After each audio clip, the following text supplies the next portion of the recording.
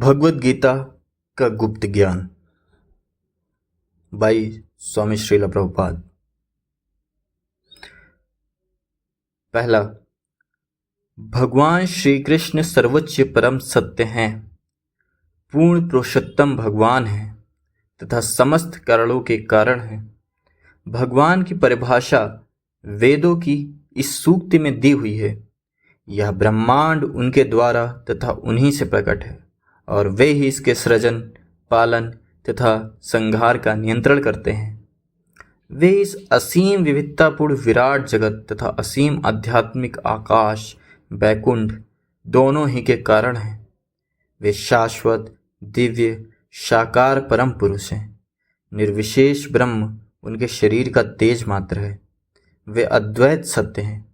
परमात्मा उनका स्वांश है जो हर एक के हृदय में निवास करते हैं और साथ ही संपूर्ण सृष्टि में व्याप्त हैं। दूसरा, जीव भगवान श्री कृष्ण के सूक्ष्म अंश हैं। यद्यपि जीव गुणात्मक दृष्टि से भगवान से अभिन्न है, किंतु मात्रात्मक दृष्टि से भिन्न है, क्योंकि भगवान अनंत है और जीव अति सूक्ष्म है। जीव भगवान की तटस्थ शक्ति में स्थित है, जो अचिंत्य रूप से भगवान से एक है और भिन्न है। तटस्थ शक्ति का मतलब होता है कि वो परा अपरा दोनों में जा सकता है, यानी वो मटेरियल लाइफ की तरफ भी बढ़ सकता है और स्पिरिचुअल लाइफ की तरफ भी बढ़ सकता है। जैसे वो अपनी विल पावर को रखेगा उस तरफ वो बढ़ सकता है। जबकि साधु संत स्पिरिचुअल वर्ल्ड में होते हैं, हम सामान्य जो व्यक्ति होता है वो मटेरियल वर्ल्ड में होता है। तीसरा, जीव जो कि भगवान की तटस्थ शक्ति है, बैकुंठ में या इस भौतिक जगत में शाश्वत रूप से निवास करने में समर्थ हैं। जीव असंख्य पाप कर्मों के फलस्वरूप भौतिक अविद्या में आ गिरता है और इस अनजान जगह में वह ब्रह्मलोक से लेकर पाताल लोक तक ऊपर नीचे भटकता रहता है। भौतिक जगत में जीव को जन्म मृत्यु जरा व्याधि का अनुभव होता है और उसे 3 प्रकार के कष्ट, मन व शरीर से उत्पन्न कष्ट, दूसरे जीवों द्वारा दिए गए कष्ट तथा देवताओं द्वारा दिए गए कष्ट सहने पड़ते हैं। चौथा, बद्ध जीव भौतिक जगत नामक विविधताओं से भरे बंदी गृह में कैद है। बंदी गृह यानी जेल में कैद है। इस जगत का स्वभाव है सृजन, पालन और संहार। सृजन तथा पालन की अवधि में यह भौतिक प्रकृति व्यक्त अवस्था में होती है, किंतु विनाश के साथ यह पुनः अव्यक्त हो जाती है।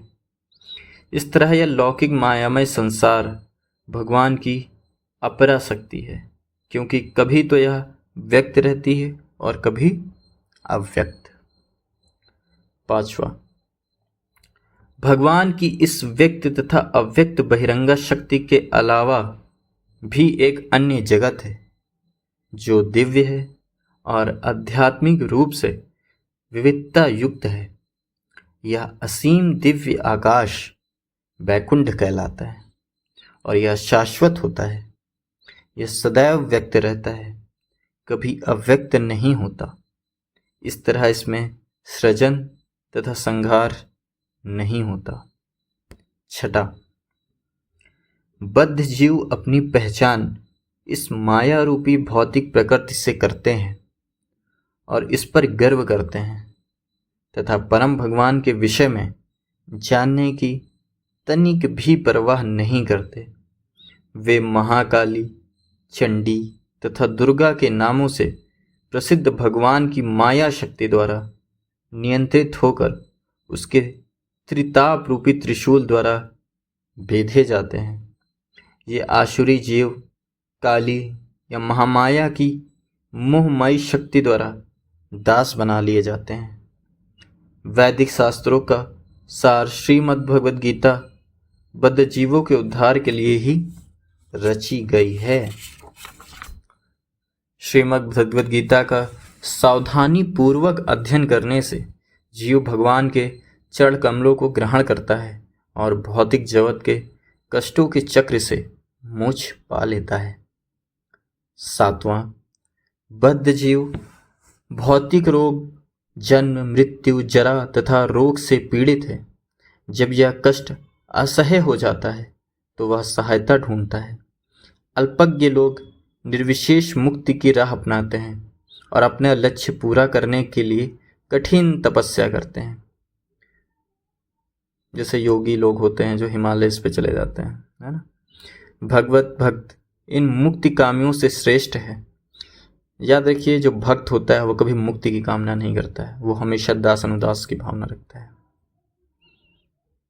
भगवत भक्त को यह ज्ञान हो जाता है कि भगवान का दास होना ही उसका नित्य स्वभाव है। वे भौतिक प्रकृति को नष्ट नहीं करना चाहते, अपितु वे भगवत धाम जाने के लिए भक्ति योग का अभ्यास तथा प्रचार करते हैं। सारे जीवों को इस शाश्वत भक्ति योग का अभ्यास करने का अधिकार है।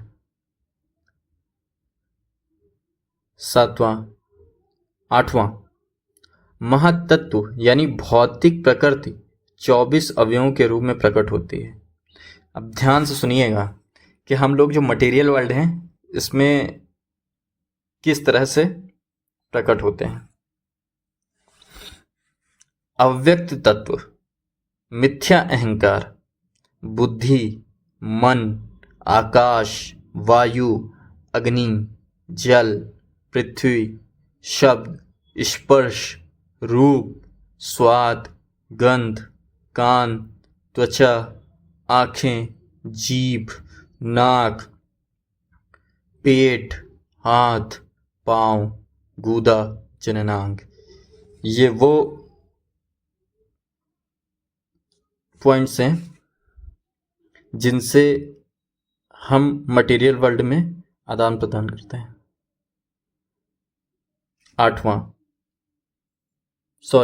9वां, अपने शरणागत भक्तों तथा नास्तिक अभक्तों दोनों पर कृपा करने के लिए अद्वैत परम ब्रह्म आदि परम पुरुष भगवान श्री कृष्ण इस भौतिक जगत में ब्रह्मा के प्रत्येक दिवस में एक बार अर्थात प्रत्येक 100 वर्षों में एक बार अवतार लेते हैं।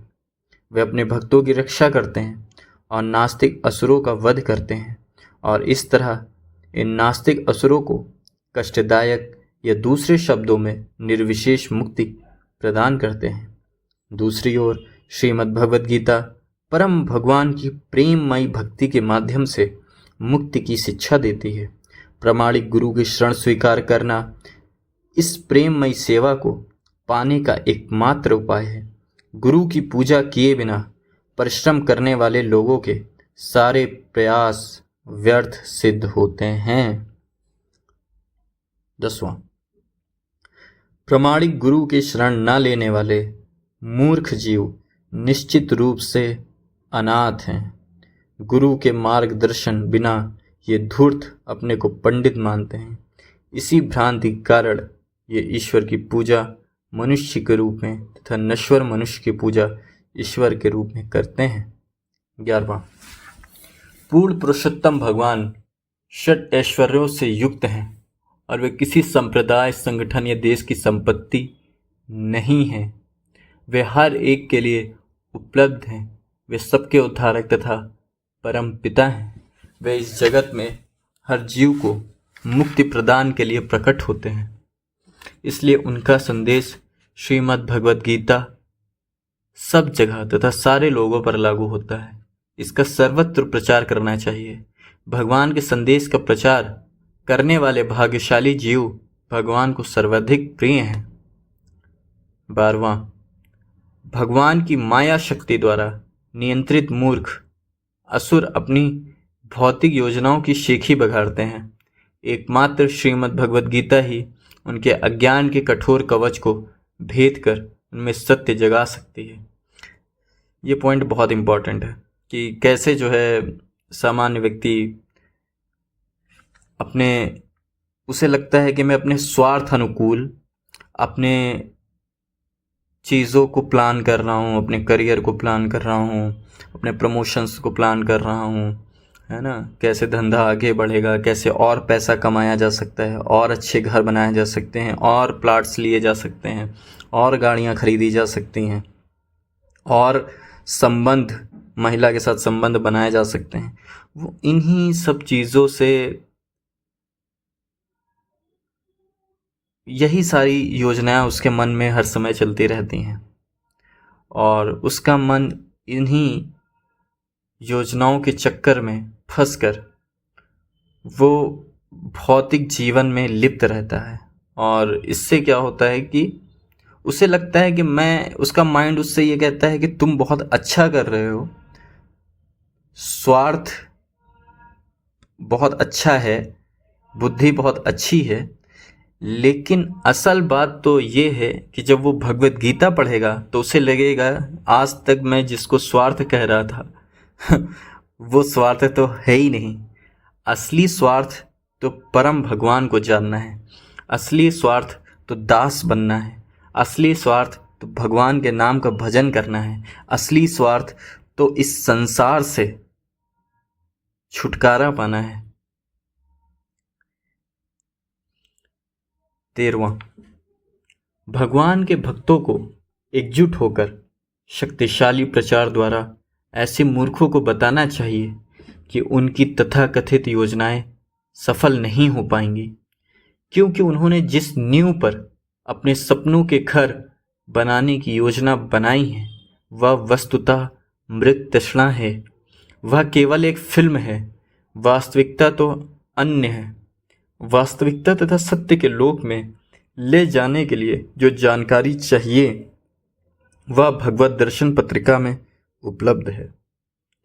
14वां, इसलिए असली सभ्यता का सही लक्षण यह है कि लोग भगवत गीता पढ़कर भक्ति योग अपनाने तथा भगवत धाम में सदा निवास करने के लिए प्रेरित हों। केवल इसी विधि से वे अपने व्यर्थ श्रम को समाप्त कर सकेंगे। 15वां, जिस प्रकार पापी और दुष्ट जीव मृत्यु के बाद प्रेत बन जाता है और आकाश में विचरण करता रहता है क्योंकि उसे स्थूल शरीर नहीं मिल पाता, उसी तरह निर्विशेषवादी मुक्त के दिव्य पद तक ऊपर उठने के बावजूद परम भगवान के प्रति भक्ति रस उत्पन्न न कर पाने के कारण भौतिक जगत में नीचे वापस आ गिरता है। इसीलिए एक निर्विशेषवादियों की कठिन तपस्याएं भक्ति के नित्य धर्म के समान नहीं होती। 16वां, जब अद्वैतवादी भगवान के निराकार निर्विशेष पक्ष में इतने आसक्त हो जाते हैं कि वे उनमें तथा उनके दिव्य शरीर में अंतर करने लगते हैं, उनकी चेतना इस निंदा से दूषित हो जाती है और इस तरह वे भगवान के नित्य धाम में स्थान पाने से वंचित रह जाते हैं। यह सौभाग्यवश वे किसी शुद्ध भक्त के संपर्क में आते हैं और उससे भगवान के नाम गुण लीलाओं आदि के बारे में सुनते हैं तो उनका मैल धुल जाता है और वे भगवान की महिमा से आकृष्ट तथा प्रेरित होते हैं और अंत में पूर्ण रूपेण उनकी शरण ग्रहण करते हैं। इस तरह श्रीमद् भगवद गीता ऐसा शिक्षाप्रद ग्रंथ है जो कि लोग भगवान के साथ नित्य लीलाओं में भाग लेना चाहते हैं उन्हें शरणागति का पहला पाठ पढ़ाता है। परम धाम पहुँचने के लिए यह शरणागति परम आवश्यक है। यह समझना होगा कि शुद्ध भक्त श्रीमद् भगवद गीता के सिद्धांत के अनुसार शरणागति की इस परीक्षा में पूर्ण रूपेण उत्तीर्ण हो चुके होते हैं। तो ये था भगवद गीता का क्रक्स। तो अगर आपने ये पॉइंट सुन लिए तो आप ये समझ चुके हैं कि भगवद गीता में, पूरी भगवद गीता में क्या बोला गया है। तो ये बहुत आवश्यक है कि जो भी लोग सुन रहे हैं इसको, तो ये बहुत ज़रूरी है कि हम थोड़ा समय अपने लिए निकालें और हम चिंतन करें कि हमारी वर्तमान में जैसी भी परिस्थिति है, हम जिस भी सिचुएशन में हैं, क्या ये सिचुएशन मुझे भगवान की याद दिला रहा है? अगर नहीं दिला रहा है तो समझ जाइए ये माया है।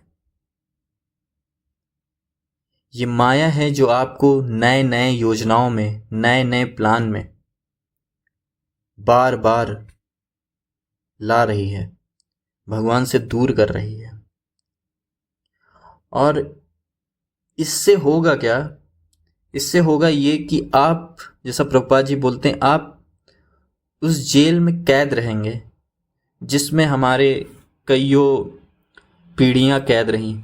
किसी ने नहीं सोचा भगवान के बारे में, भगवान का भजन करने के बारे में, भगवत गीता को अपने जीवन में उतारने के लिए हमें क्या करना है।